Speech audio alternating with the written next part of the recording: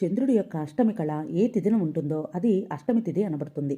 అష్టమి రోజున చంద్రుడు సమంగా ఉంటాడు. అంటే అర్ధచంద్రుడు.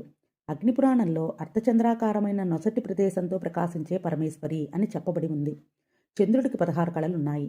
పాడ్యమి దగ్గర నుండి పౌర్ణం వరకు తిథులు 15. 16 కళ సాక్షాత్తు సచ్చిదానంద స్వరూపిణి అయిన అమ్మవారు అయి ఉంటుంది. చంద్రుడి యొక్క 16 కళలు సూర్యుడిలో దాగి ఉంటాయి. శుద్ధ పాడ్యమి అంటే అమావాస్య తర్వాత పాడ్యమి నుండి ప్రతిరోజు ఒక కళ సూర్యుడి నుంచి వచ్చి చంద్రుల్లోకి ప్రవేశిస్తుంది. ఆ రకంగా 15 కళలు వచ్చి చంద్రుల్లో చేరిన రోజున పౌర్ణమి అంటారు. ఆ తర్వాత ప్రతిరోజు ఒక్కొక్క కళ చంద్రుడి నుంచి విడిపోయి సూర్యుడిలోకి చేరిపోతుంది.